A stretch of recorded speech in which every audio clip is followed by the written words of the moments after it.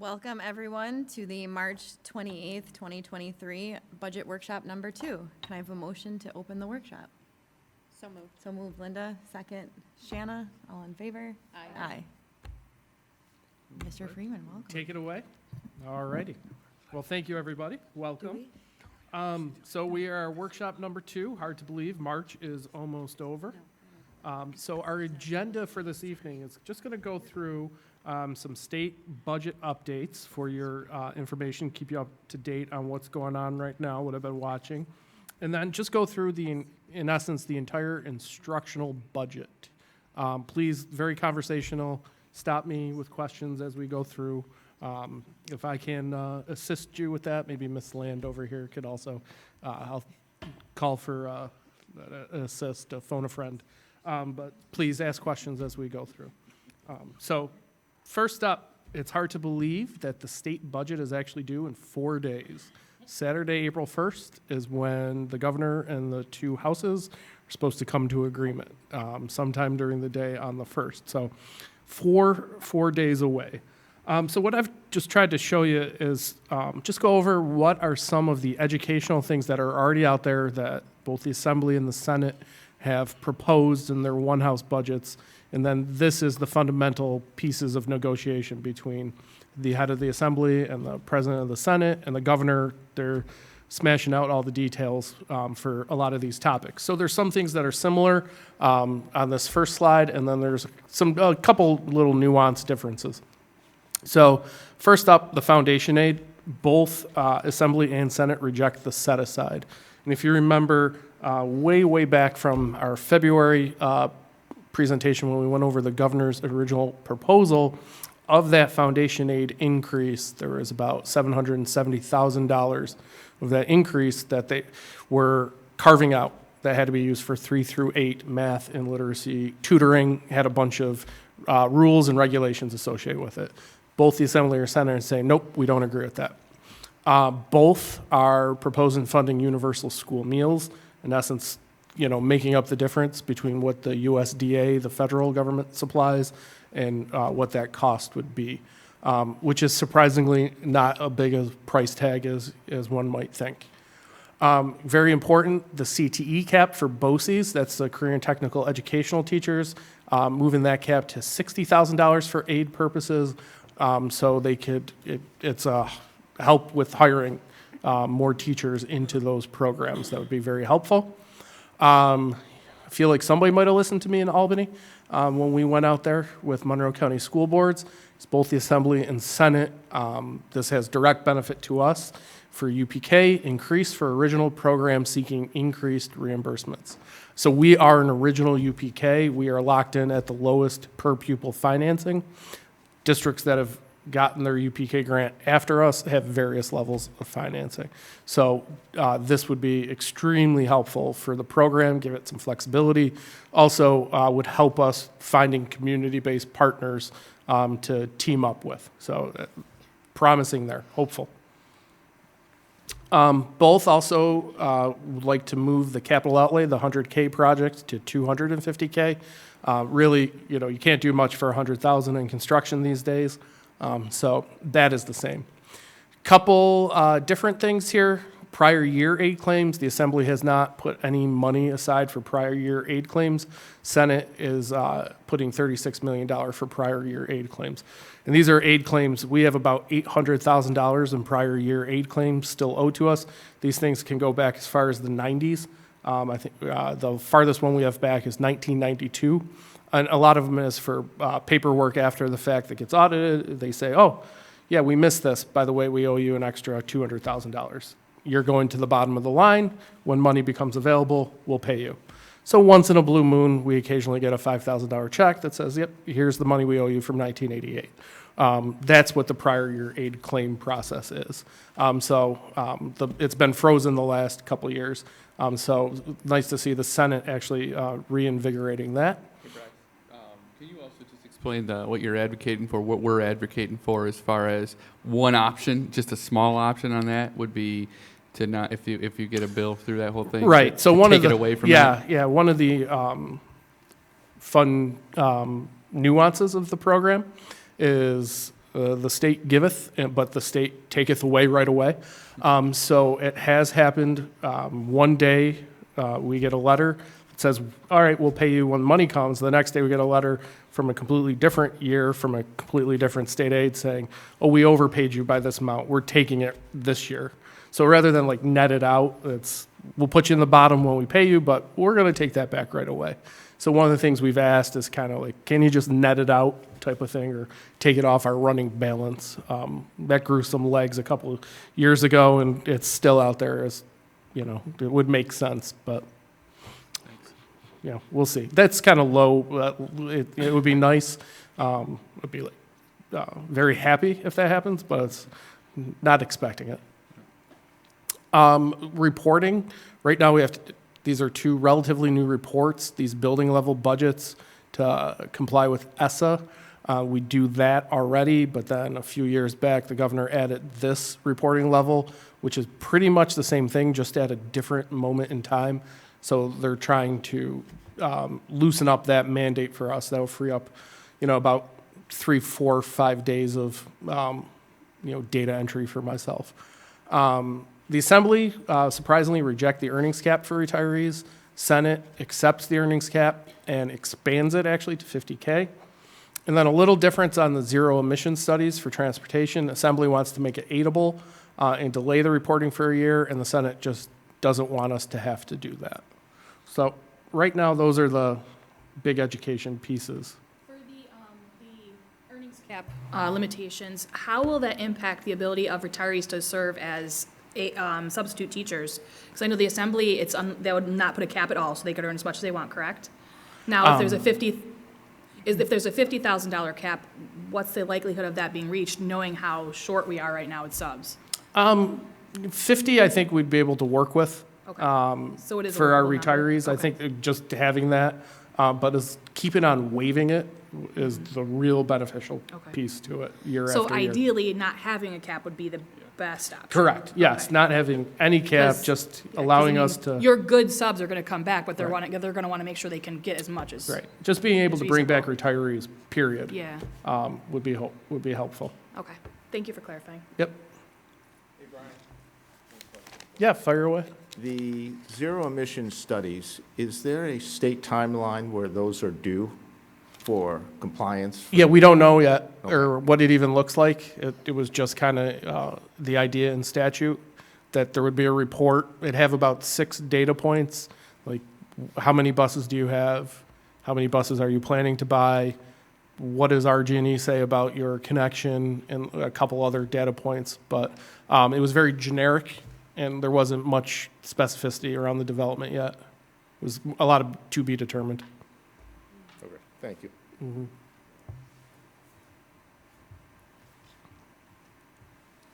All right, so, yep, that's the update, and then we'll have, hopefully, if anything else happens over spring break, I'll be watching intently, and we'll get those updates at the next workshop as well.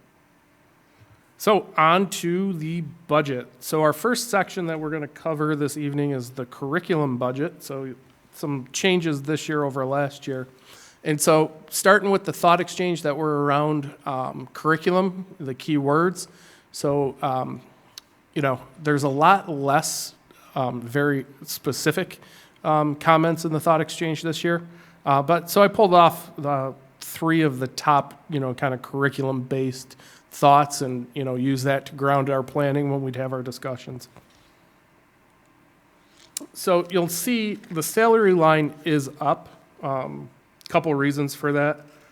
We have the 2 executive directors now in this line item, so a small salary bump there. But we've actually had no retirements, so no other transitions, so no breakage savings year over year. And then one of the things that is changing, we're seeing the pace pick up based on the path Mrs. Land is wearing out between my office and her office on requests for professional development. We've had several years in this line where we've had flat to some reductions in what we've had for salary allocations for professional development. It's opening back up. We have more offerings and trainings, both internally and externally, people are going to. So we're seeing that allocation coming back up this year district-wide as part of the salary line as well. Our BOCES costs in this area, this is BOCES PD we do. So if you think anything like a speaker or a consultant that we utilize, bring in to do a training, all comes through this curriculum BOCES line. A lot of our model schools, which is really the gateway to be able to do things with every district in the state has to participate in model schools if you even want to get some BOCES aid for anything else. So that's part of this. And our grant writer as well is part of this BOCES budget. So, and then we had a small request on increase in supplies to add with some professional development materials and things that are needed there. So you'll see that as well. So here's our line item. You see that instructional salaries are up. A good chunk of that is adding funding for professional development. Our non-instructional salaries there as well, you'll see an increase there. We are fully staffed for the first time in a while in this area, and plus we're seeing the market trend when it comes for support and secretarial support. What we're offering to start is increasing. So taking that into account, we see the small line increase for supplies, and then our BOCES service was a small increase as well.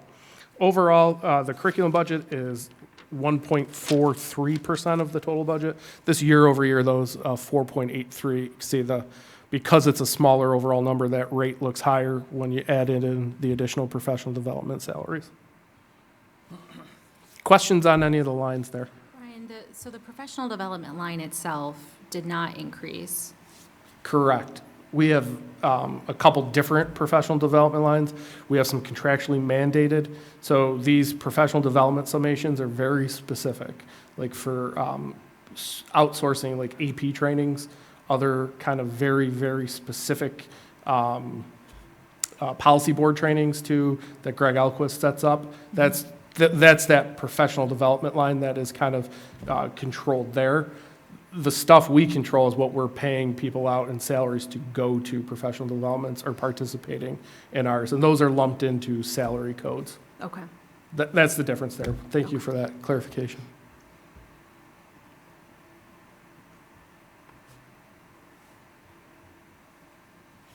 All right.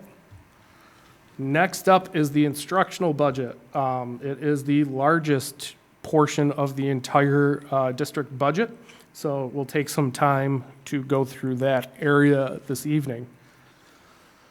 So thought exchanges here had a little bit more action on instruction overall, like providing high quality instruction and resources was important. That was a key concept. Instructional support for teachers and students. See a lot of the parents, elementary and secondary, preparing kids for the next phase of their lives.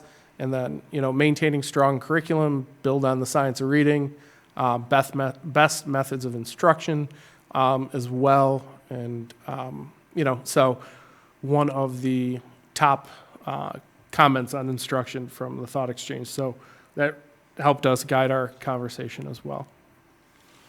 So first up on the building budgets, because we do have a formulaic funding process. So every elementary student is given a $180 allocation, $190 for middle school, $230 for high school. And you multiply it by enrollment. There's some additional multipliers if you have an ENL program, free and reduced rates as well. If you have special classes in the building that take up a few more resources, there's additional multipliers for that, all multiplied. And so everybody gets a per pupil allocation. This year we did increase on the formula side all the rates. So last year was 175, 185, and 225. When we look at the bid from BOCES bid for just basic consumable supplies, the price increases are there. So we translated that into the formula for a bump per kid to help offset that for all the buildings. So what do the buildings allocate funds to? Really, we have a very distributive process. We create the formula together. We have conversations. It's really up to what the building needs, and that changes from year to year. And you'll see that there's a lot more fluctuation in the budget lines here. cultural arts and enrichment, equipment, supplies. One year you might see a building put more money into equipment because they want to replace all their cafeteria tables. And then the next year they're back down in equipment and they're putting it more into supplies, in textbooks and vice versa, like that. Actually, you'll probably be surprised, there is an increase overall in our textbook requests this year from the buildings in this digital aid, and it's really allocating for more reading materials and the science of reading, which that thought exchange came out with. So I think that was part of our budget process, was we saw more allocations into that on the district level and on the building level as well. Overall, just a small increase year over year of 73,410.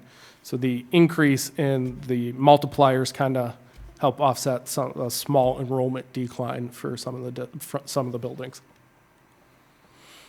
And here's just a 5-year look back. You notice a couple of years early on, 1920, 2021, the buildings were held down during the state freeze on us until that got loosened up. So you see their rates were down for those years, 21, 22, coming back up into 22, 23, 24. Most of the variations, a lot of how the formula is driven is based on where special education programming is, because there is a funding allocation for those students. So if a program classroom moved from Clem North to Clem South, you might see in one year Clem North go up if the program landed there, and then the next year might come back down because they lose the program and Clem South gets it and it goes back up there. So kind of the funding follows the program a little bit in that aspect. So that's where you see some of the variations. So some of the things that we're addressing as part of this instructional program, maintaining everything at the elementary level, and then we have a placeholder allocation for the foundation aid set aside.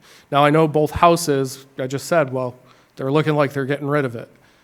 It's not set in stone, they still got to negotiate that with the governor. So right now we have a placeholder that between the elementary and the secondary, really, which is the middle schools, it doesn't impact 9-12. We have a monetary placeholder in the salary lines for these RTI positions to cover that.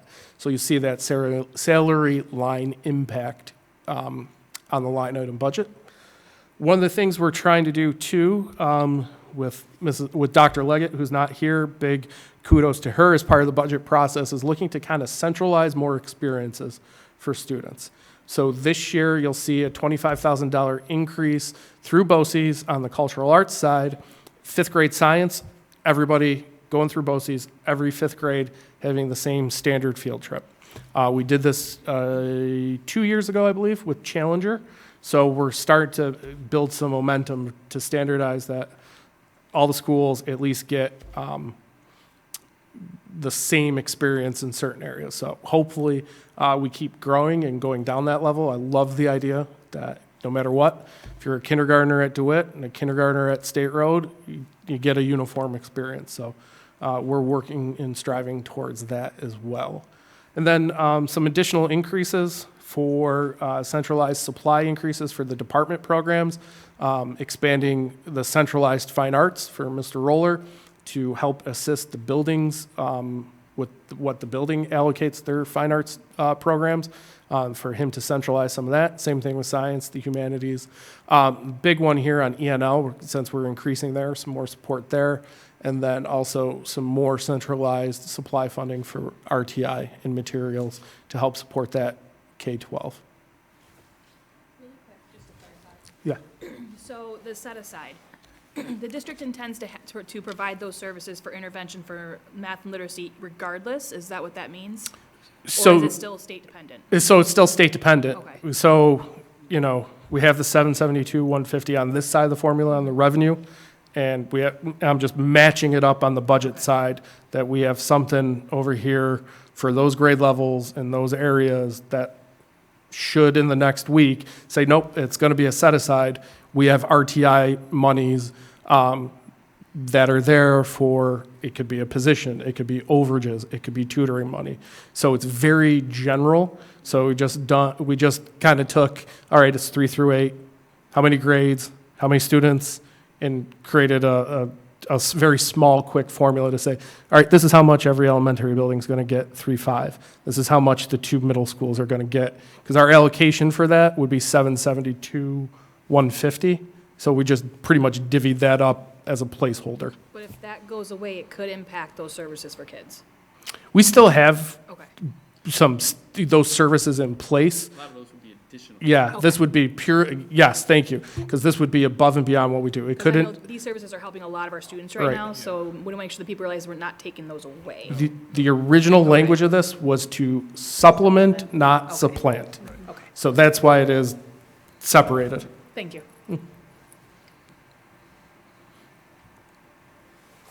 All right, so class size, because this was probably the most common thought when we talked instructional. Again, you could see the scores were a little higher on the ranking, the 4s, anything above a 4 generally got a lot of, that means a lot of interaction with it from everybody that was in the thought exchange. So small class sizes, small class size, small class size. We've heard that for multiple years.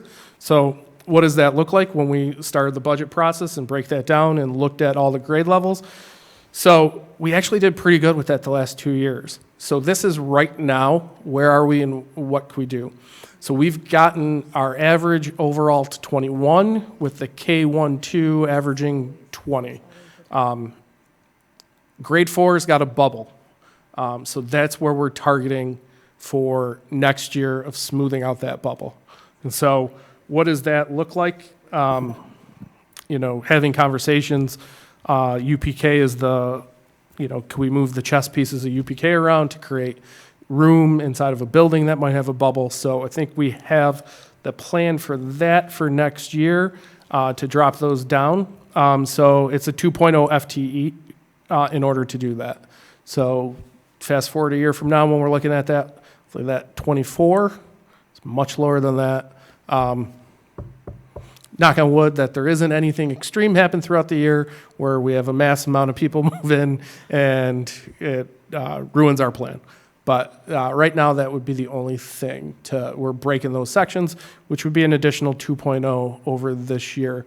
On the basic K-5 classrooms at the elementary, we're at 162 FTE and going to 164 to be able to address that next year and smooth out that 4th grade bubble. How were you looking to smooth out the 4th grade bubble again? Breaking sections. What So- does that mean? So that 4th grade section that's high right now, in a couple buildings, when they go to 5th grade, adding an additional section to drop that number down. Okay, so in the same building, Yeah, not switching kids between Correct. buildings? Okay. Yes, correct. Yeah. Yeah, so you If can you want a have- smaller class size, we're not going to make you walk across the parking lot for it. Right. We're just gonna, it would be, so if there's 3 sections in 4th grade causing that right now, when those kids move to 5th grade, we'd move it to 4 sections. And we've identified 2 areas where that would drop what's dragging it up high. So when they get to 5th grade. 4th grade now, it'll be 5th grade next year. Which buildings are currently impacted by that? Miss Land, Glen North, one I of them? believe it is Clem North. and State Road. I Thank remember you. when we were there, they were high. Okay. Do you anticipate if the UPK funding goes up, that more private institutions will get on, and then we will lose some in our school district? We won't have as many? No. We don't? Okay, No, okay. I think right now, I think letters have just gone out to UPK families, and until we have that answer, we technically have a wait list until we know for sure what's happening. Our hope would be that we come up with solutions with those community partners that might be more willing with a, yeah, because it's just flow-through money for us, and I think Right. that gets lost in the shuffle. The state gives us 5,400, we just ship it right off to the community partner. So if that allocation changed, some of them would be definitely more willing to entertain a class, which would help then get Lower everybody in. ours, Yep. right? Okay, all right. Which I think we were looking to do, right? Where community partners they don't want to partner right now because it's Right. just not financially viable Right, for them. and that's to why make sense. we were able to zero in on those 4 different funding amounts, when the community partners are like, hey, but over here, I'm getting this amount, why is Webster holding out on us? Oh, it's not Webster, it's just the Right. state funding mechanism for us. So, we're working within the current space available. We're having a lot of fun conversations of what we can and can't do. If at any time you want to kind of look below 20 and go lower than that, maybe we'll have to have some additional conversations about, can we put more UPK classes someplace else? Is there an alternative solution we want to look at?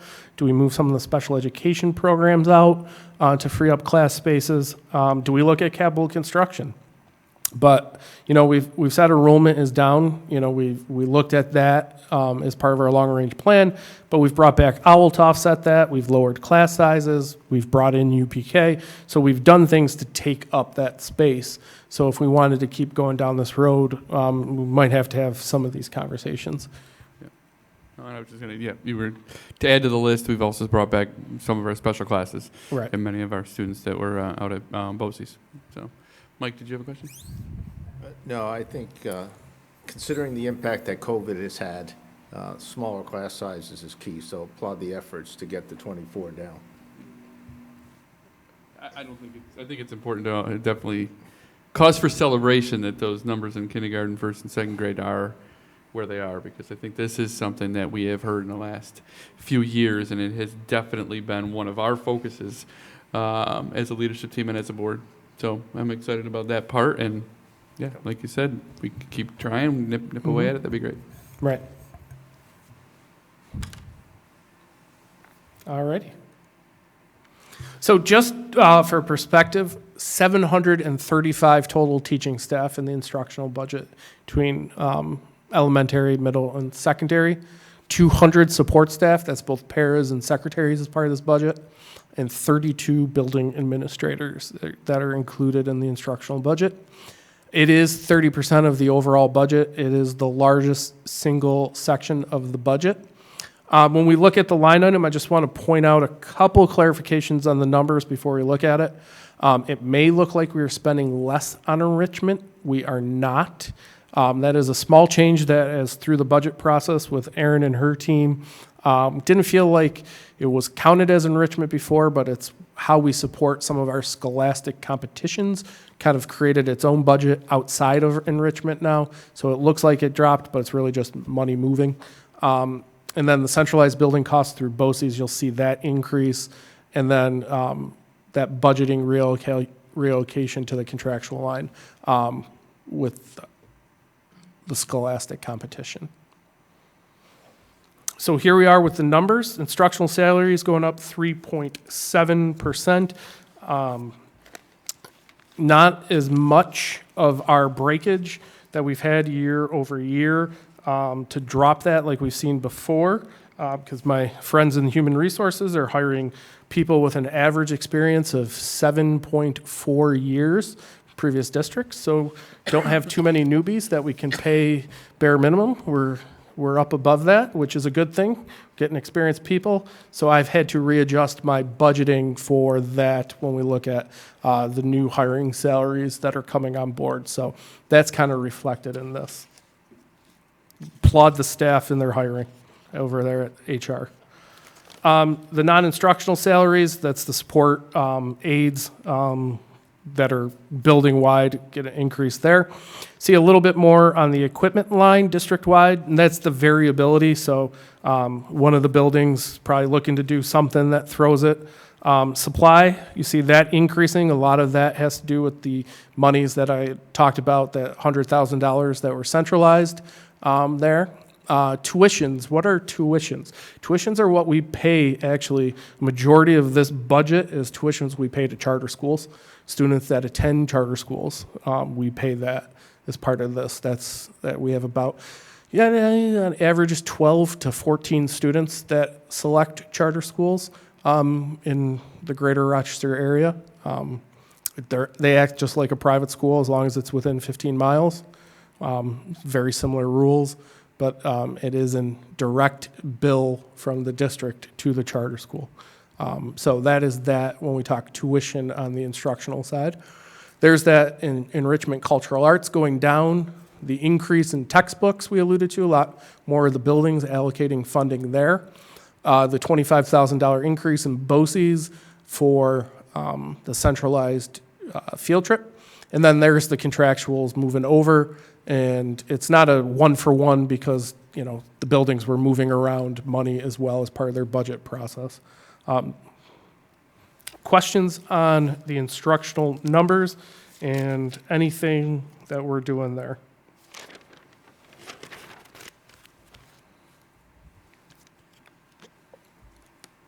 I have a question about the tuition for charter schools. Sure. I don't know anything about that, how that works. So yeah, we just verify that the student is a Webster resident. We make the student has to enroll for us to be able to pay the bill. So they have to enroll here, and we verify the enrollment, we verify the attendance with the charter school. They send us the information, and we verify that it's accurate, and you know, we pay it like any other bill. So is the full amount paid or a fraction, and how, Most of the time, it's a month-to-month billing, because some students do move and leave. That's why they always send an attendance report with it, or cutoff. Because we have to report that data through Eric Blask and our district data to the state as well as they have to as well, so. thank you.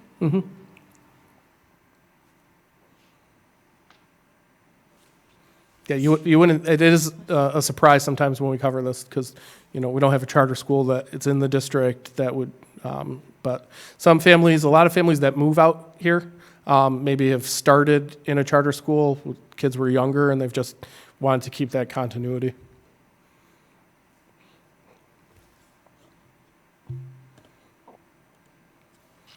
All righty, next up, the special education budget. This is one where we do have a bit to discuss because we have some ads here, district-wide, so we could hop right into that. Special education actually was not a direct thought exchange comment. So I searched a couple different things, and that kind of focused maybe on early intervention, some other different types of keywords to see what come up. And so didn't get much comments on special education directly in the thought exchange, which was, I thought was interesting and surprising. But there is some needs there, and I think this budget will help address that district-wide K-12. So what do we have changing this year? We have an addition of 6.0 staff members that we're looking to add, and as well as the 6.0 FTE staff members, teachers, you'll see increases in the support staff to these programs as well as part of the line item budget. So we have 2 new ICT sections at the elementary, 1 elementary 15-1, 1 middle school 15-1, another ICT at secondary, and 1 support position for the special classes at the elementary. Could be a behavior specialist, could be a TOSA. I think that's still to be worked out with the new director to come on board of what that looks like and what that's shaped to be. So it's a 1.0 either way. So, yeah. Stand for? Integrated co-teaching. Thank you. I might be the only business administrator in the county that knows that. And we're the only board that probably knows it. Brian, so Yeah. you're talking about adding a new, it's a new 15-1? Correct. to All these elementary? are brand new sections. Do we have 15-1s right now in elementary? No, this Okay, is, so yeah. this would be brand new. adding a new continuum level. We have 7th and 8th grade right now, so we're moving it down. Okay. And we're hoping these will be long-term additions, not just next year? Okay. And so these are going to be unique classrooms for these, right? Separate classrooms? Mhm. Except for the ICTs, those are within the classrooms that Yep. already exist. Yeah. But it does go back to our conversations about continuum from last year Yeah. and throughout this year as well. So, yep.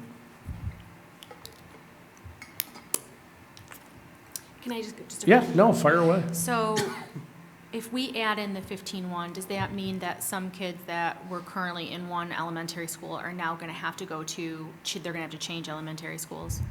Hypothetically, that could happen. Okay. It's a fifth grade 15-1 though. So it is a conversation grade. with the parents to say, you've been at this building for K through 4. Yeah. Are you ready to make the leap for 1 year before you go to middle school? So it's a decision that we make with the families. Okay. And so it's fifth grade for elementary, and then is it sixth grade Sixth for? grade. Yep. Okay.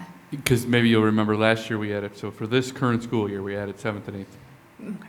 So this is part of that, it's all part of that conversation. Mm-hmm.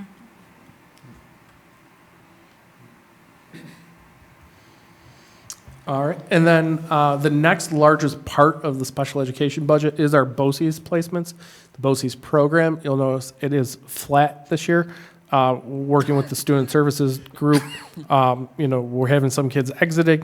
Those kids that are coming into BOCES programs should pretty much balance themselves out, so no increase in the BOCES program placements. And in all honesty, BOCES has wait lists. So we couldn't even probably add to this if we wanted to right now due to those wait lists. So that is flat. Private placements are up. We are projecting referrals to those programs going up by an estimated 2 students. And what are private placements? Halpern, Crestwood, Hillside, Norman Howard. Those programs is what we refer to as private placements. It's the name the state gives to them, private placements.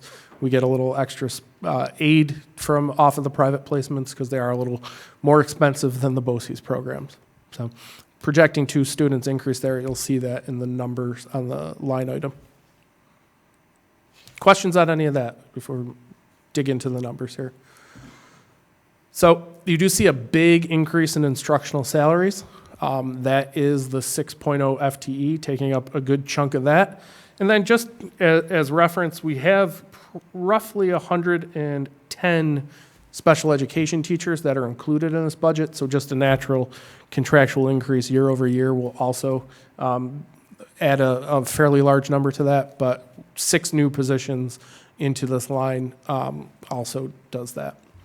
The non-instructional salaries, couple new positions in there, also to support the 15-1 programs that we've added, some more budgetary staffing there as well. So that's why you see that one be just about 8% because there are new positions in there as well. Equipment line flat, small increase on the supply line on the requests. Pretty much we're flat except for one program had a small increase. And then you see the tuition up $100,000. That's about the price of 2 additional students in those programs that we're expecting.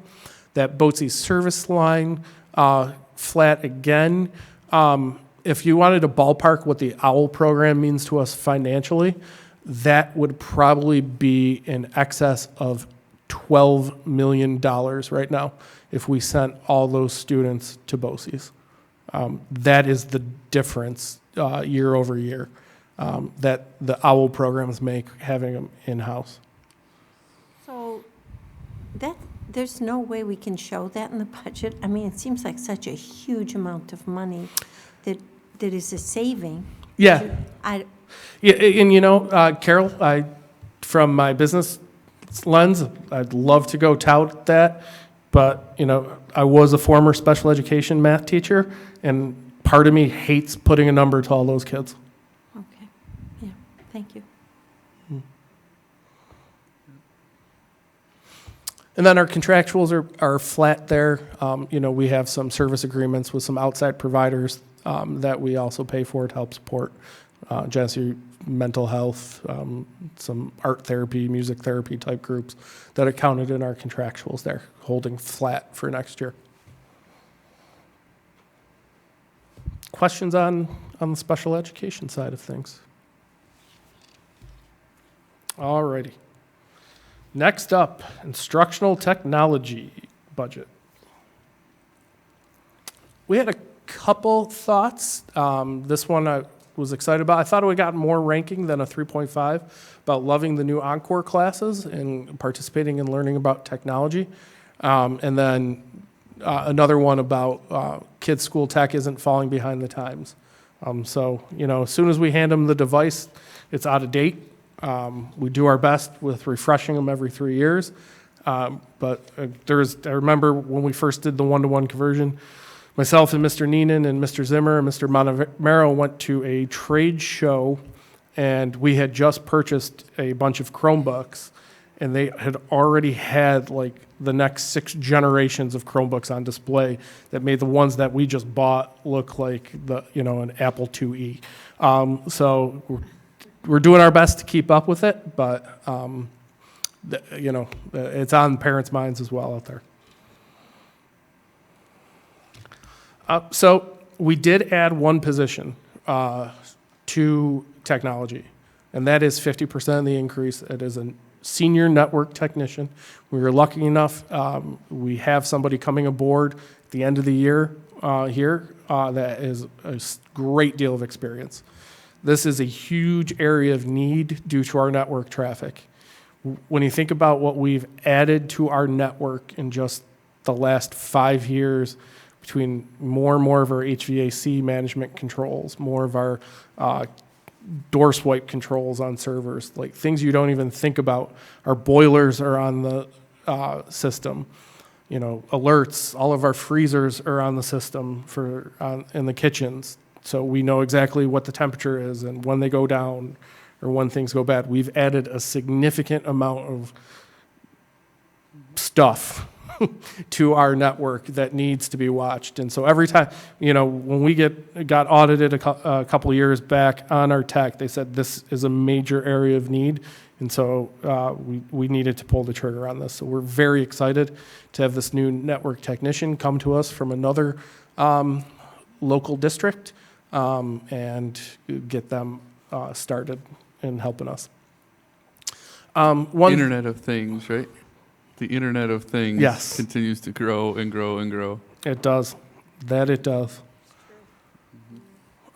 These lights are on it. Go ahead, Kim. The increase in security, I mean, just moving around all the buildings, getting in, is that part of this? So they overlap. A lot of it's in our facilities budget, but some of it is associated with tech and on the controls of the doors and who can get in and who can't, and the buzzer system. They overlap. A lot of it is in the BOCES line because we buy it straight from them. So there's overlap there. The BOCES expenditures, I did a link here just as a refresher of what we do. And this could just show you how we purchase our technology through a lease program. So if we go back a few years, we would randomly spend like $1.2 million at the end of the year. We take everybody's requests. Plink North could want iPads. Schrader could want Macs. We were all over the place. So we came up with a systemic solution to this because there was no real reason behind that funding. So when we do the lease program, it's every 3 years we renew. So we get all the money up front. We get everything we order up front. So $3.6 million worth of equipment spread over years means $1.2 million every year. We take what we make in state aid, so that $1.2 million gives us $792,000 in state aid. We turn that into another purchase. 3 more years, we get another $2 million worth of equipment. Could be computers, it could be desktops, it could be iPads, and then we repeat the process. And then what you see in the 4th year, which is we're well beyond this right now, when you add the aid, we are now spending below what we did before we started it. So we are actually spending less when we net it out than what we did when we originally started our one-to-one program. So I just wanted to remind everybody, this is the cycle we're on. We're now on almost up to year 8.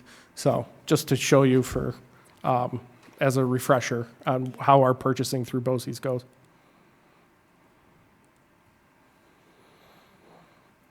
A couple other things you'll see on the BOCES line. Our network costs and fiber network do push the budget a little higher, but we are adding a major backbone project with cabling upgrades at every building. You'll see a larger increase on the BOCES line because of that. We are making a commitment to replacing all the cabling to all the hot spots or wireless spots, all the data closets, all the network closets, and to all the anchored closets. So it's going to take us a little bit. It's going to be a couple-year project, but we're going to get started on that hopefully this summer.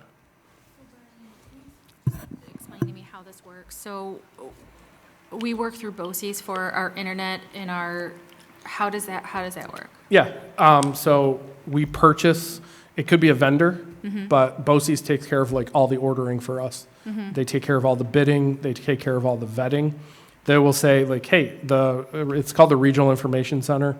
Most, like BOCES 1 is the Regional Information Center for Monroe County. Erie 1 is the Regional Information Center for the Buffalo area. And then they got them sporadically throughout so the Regional Information Center will say, here are 2 network providers you guys can pick from. Who do you feel comfortable? They've both been vetted. They've both been priced out. They're both supported by BOCES staff. We go to them to do that because then we get 66% of it, the cost back in state aid. So do you know who the provider is right now that we have? For our network, I think it was FiberTech. It's FiberTech. I believe, but I'd have to go double check that. So, I don't know if they use, and I'm just asking, has Greenlight played into this at all with No. offering services for schools? No? Okay. I don't think they have the capacity. They're more of a residential. The residential and commercial, and they, so they do commercial. So I wasn't sure as far as reliability goes, because I know that Right. that's part of the thing that we've been talking about, is it happens to be more reliable than.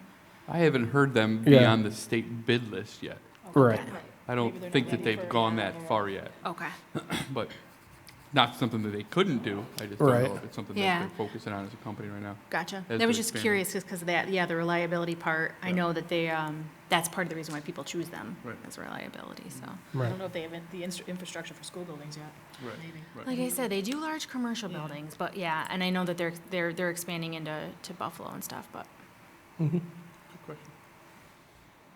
And then our state aid equipment software lines are unchanged. That's a dollar for dollar expenditure. If we go back to our first workshop when we did that little state aid breakdown. So here's the line item. Small decrease in the instructional salaries, just looked at that and what we were spending there. The non-instructional salary is really all of our tech support workers, and the one new position accounts for a better part of that increase year over year. And then you see the big increase for BOCES of $500,000. That is, it's a substantial project with the cabling. So that's the commitment to that right there. Is the big chunk is that.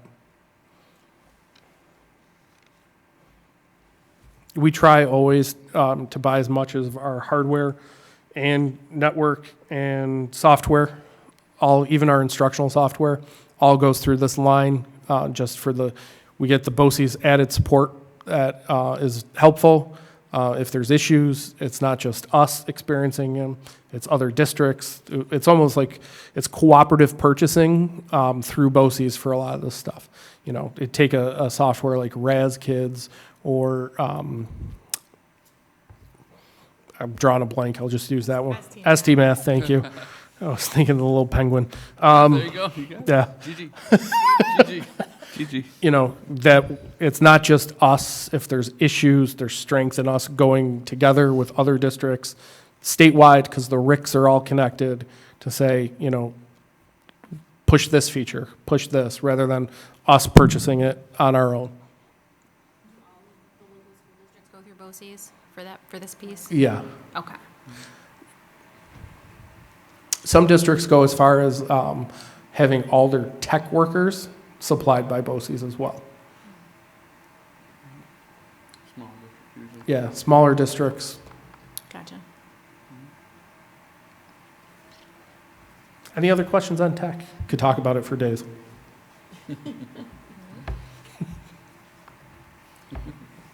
Next up is the library budget. We actually had no thoughts on library this year. Everybody's happy with the remodels, so no thoughts this year. Couple changes, the database and software products here associated with the library increasing at a slower pace than last budget. Surprisingly, one of the areas that we didn't see, above 3% increases on those costs. You'll see some changes in the library supply and equipment lines that's determined by principals. They always have discretion to adjust funding with budget transfers throughout the year as well. If they want to move money from their supply line to buy more books, or give a little bit more of an allocation to their librarian, they always have that discretion. As a whole, we probably spend about 3 times the amount of aid we get on state library books and materials. So well-funded here with a lot of local support to add materials above and beyond what the state gives us. And then salaries are pretty typical, as you can see, for library. The 2 just little small reductions on that are just enrollment driven, seeing a couple things go down because as enrollments go down, not too different there. So overall, small increase for library at 1.2%. Next up, our student services budget. Got a few things going on here for this upcoming year. I think the real takeaway here, one of the most common right there in the middle, ranked number 1, not every student needs to attend a 4-year college. There should be more opportunities for students to explore, not just one-time choice for BOCES.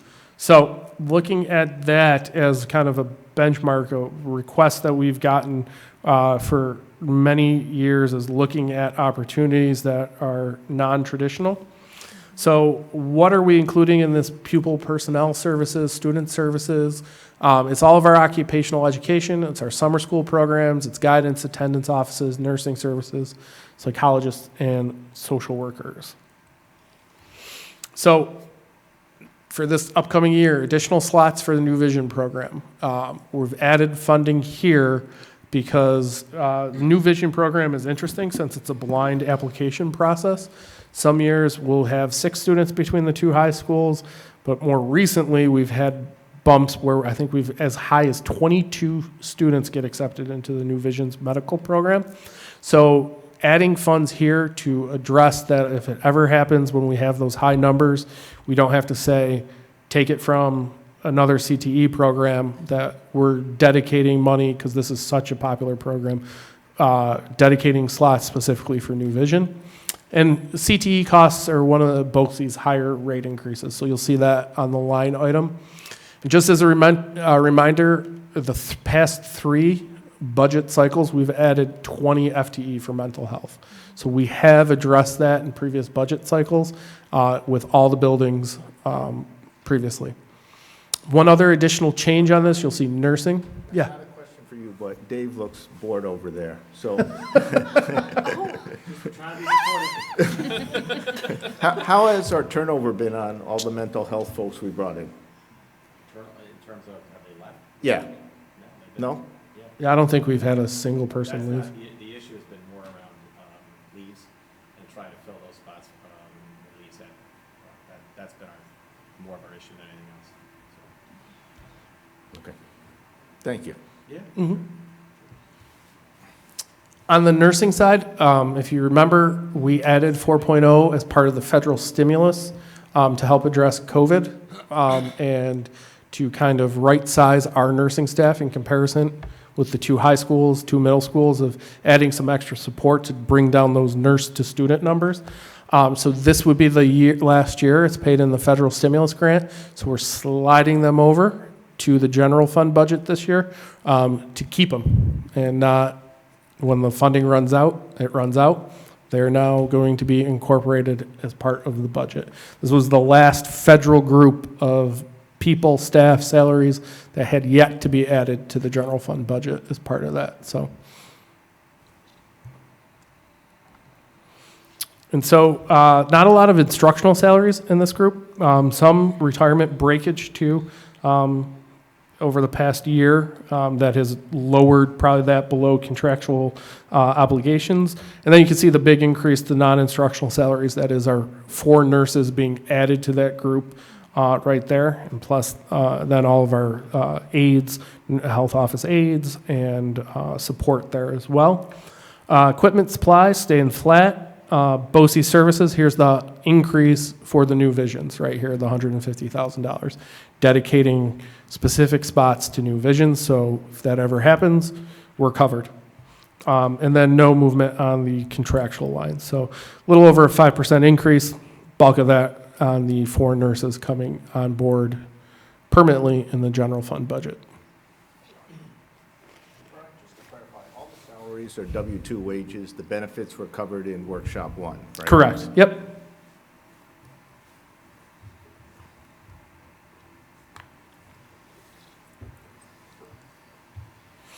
Alrighty, next up is athletics and co-curricular budget. We did not have a lot of thoughts in this area. Best I could pull was a low-ranked, just more opportunities for students, and on the extracurricular side, so a lot of these clubs and things are funded as part of the extracurricular line items. But overall, not a huge number increase year over year, but this was probably the hardest impacted budget when we looked at bids. And when we put that out for cooperative bids of just prices coming back for uniforms, sports equipment overall, just some pretty steep increases. Right off the bat, the Section 5 officials contracts, 15% increase over this year. So that is an increase. We've never seen an increase like that in the officials. The contracts with facilities outside our control continue to go up for both PE and our teams. Think hockey, bowling, golf, facilities that we don't own or operate that we still have multiple teams going to. We're seeing increases there. And I don't know what it is, but in some areas the supply chain got us, and athletics is one of them. On our athletic bids, like even you think the price increase on rolls of tape went up, pretty significant. So you're going to see some additional funding to athletics this year because of this. When we did our bid list and bid it out, the price increases were noticeable here compared to a lot of other places. Right, well, you're flipping to the next one there. The officials going up 15%. Some of that is to do with, not being able to keep a pool of officials. And I think this is something that we need to continue to talk about, because how we treat them and how, that they want to continue to come back for the job is going to be something that we have to keep our eye on, because it continues to kind of go down. We had a nice talk with Webster Youth Sports Council last night about that. So. So on the salary side, we're adding a couple more coaches for next year, expanding the program. The equipment, both schools, a $10,000 increase, $5,000 each, just to address the equipment cost increases year over year on the replacement cycle. Supplies,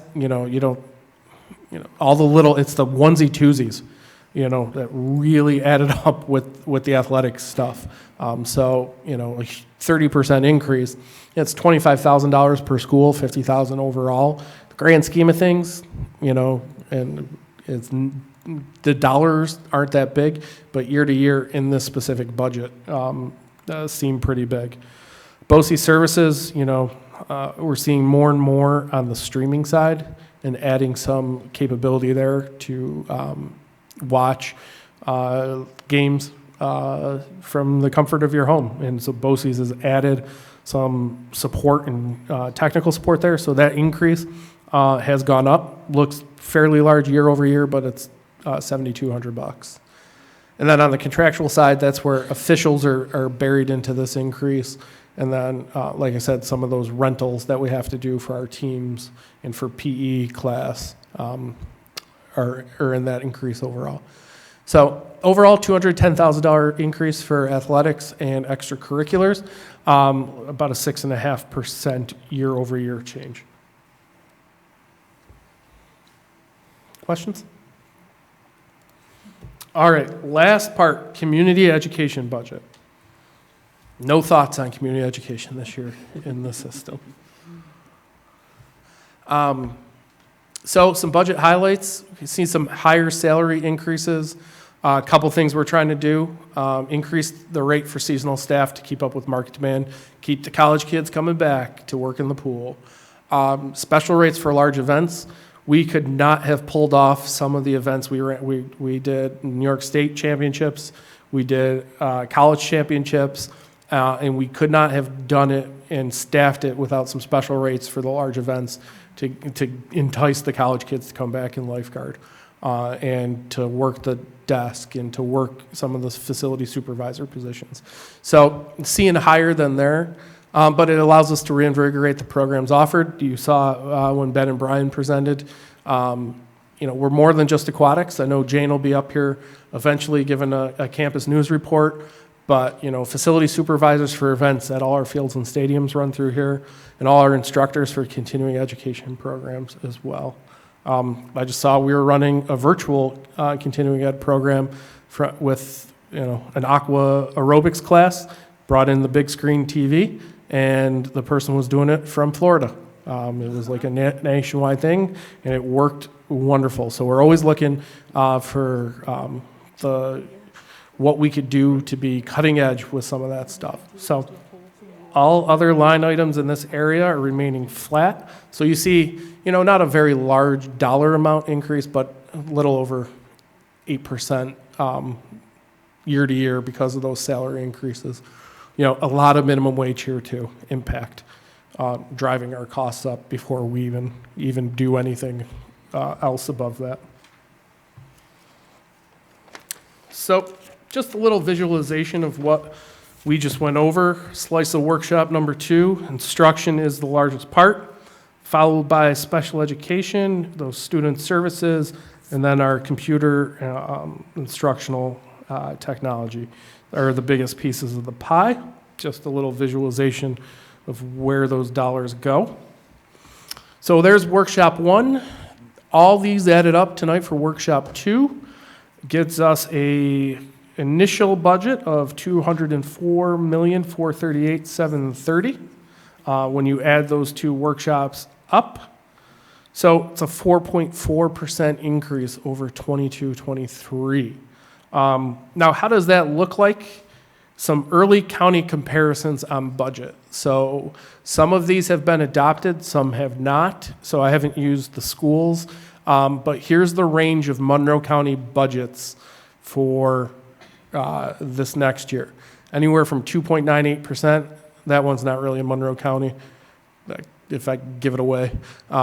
It's all the way to as high as a 9.39% budget-to-budget increase, with the average in the county being 5.59%. So we are below the average right now at 4.4. So just thought it was very interesting. When we've shared information between districts that, we were on the low side. I was surprised with some of the numbers that are being thrown out there this year. But that's our comparison to the rest of the county. Next steps, we're going to finalize enrollment elementary, probably maybe look to clean up the course finalization for the high schools in the next coming weeks. Make sure we are on the same page with the high school principals. And then kindergarten enrollment, any fluctuations there. Could have some changes by workshop 3 there. Workshop 3 is focused all on revenue. Really dig in deep. Hopefully the budget is passed. We have all of our numbers over April break. It's my most exciting week of the year. Dig into those, put those together for everybody, and then look at all the other revenue categories. And then on the to-do list, I've actually already completed our admin disclosure requirement that is on our website. Property tax report card, our school report card, property tax exemption report card, all the normal budget to-do things coming up that will need to be approved. And then I've linked all the budget documents can be found on our website by following that link. Couple important dates, April 3rd is workshop 3. April 18th is budget adoption. May 1st, all the budget materials. May 2nd is the hearing. 16th is the vote, and July 1 is our new fiscal year. Brian, Yeah. and so forgive my ignorance here, but what does the 4.4%, what does that represent as far as the tax cap? So our tax cap is our tax cap no matter what. Our tax cap is the 2.43 that I presented in February. So they're separate concepts. That is just how much we can raise on the levy. And what the 4.4 is entirely expense driven. It's expense to expense comparison, last year to this year. Okay. So the goal with workshop 3 is to get the formula part, that the tax cap is included, plus state aid, plus all our other revenues, to equal that total, That 4.4. Okay, right here. okay. That's the goal for workshop 3. Get them balanced out, that there is no deficit or anything else.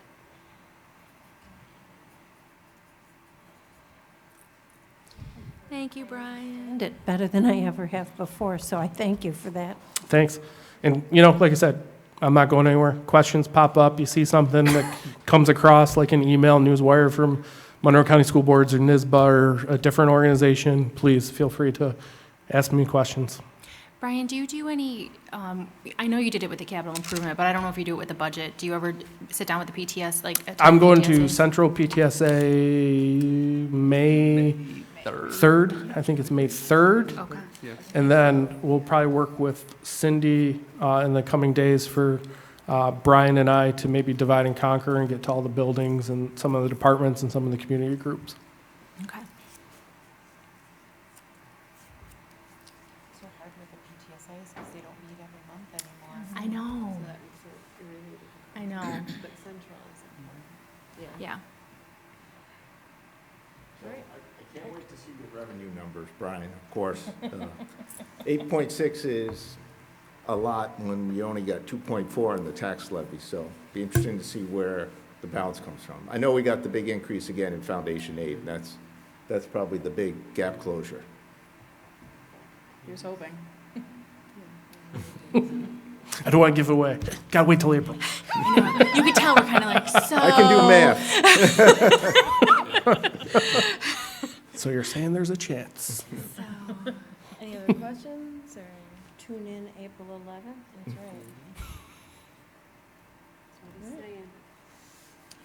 right. Thank you. Thank you. yeah, thanks, Brian. With that, can I have a motion to adjourn the workshop? So moved, Shanna, second. Carol, all in favor? Aye. Aye.